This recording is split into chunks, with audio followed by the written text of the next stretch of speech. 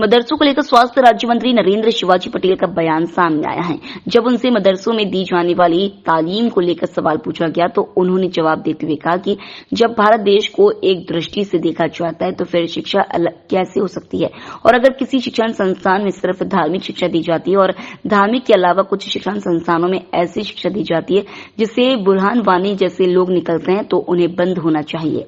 देखिए, जब भारतवर्ष में हम सारे भारतवासियों को एक दृष्टि से देखते हैं, सबको समान अधिकार प्राप्त हैं, तो किसी को भी शिक्षा अलग से क्यों देनी?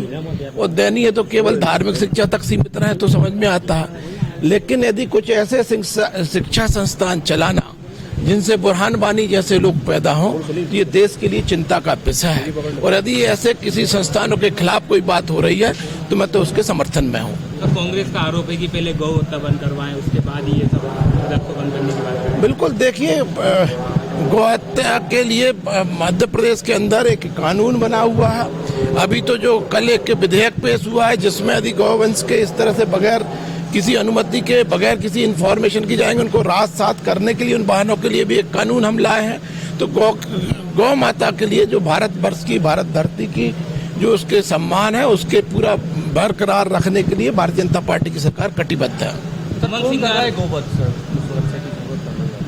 ना देखिए, निश्चित रूप से समाज में सभी तरह के लोग रहते हैं, तो यदि जो इस तरह के असामाजिक तत्व हैं उनके खिलाफ कार्रवाई करेंगे। उमंग सिंगार का कहना है कि सरकार मुद्दों से भाग रही है और आज अनिश्चितकालीन के लिए स्थगित करने की तैयारी में।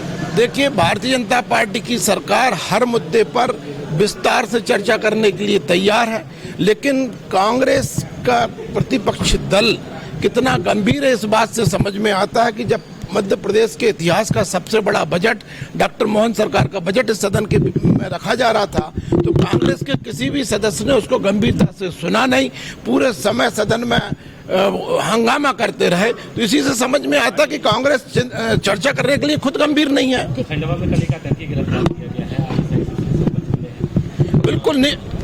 बिल्कुल निश्चित रूप से कांग्रेस की जब सरकारें रहा करती थी तो अक्सर कहा जाता था सावधान रहिए, किसी लावारिस वस्तु में बम हो सकता है। ये अनाउंस हमने एक बहुत लंबे समय से सुनना बंद कर दिए हैं।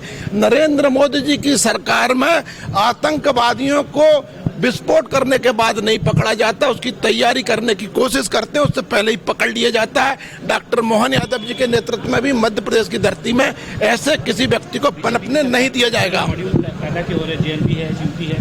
बिल्कुल, देखिए, मैंने कहा ना, समाज में असामाजिक तत्व भी हैं, तो ऐसे असामाजिक तत्व जो पैदा हो रहे हैं उनके खिलाफ कोई भी वो गलत कार्रवाई समाज के बीच में करें, समाज विरोधी कार्रवाई करें, समाज का अहित करें, उससे पहले ही समाज से उनको एलिमिनेट करने का काम यदि कोई कर सकता है तो नरेंद्र मोदी जी की सरकार में हो सकता है। डॉक्टर मोहन यादव जी उसके लिए भी कटिबद्ध है।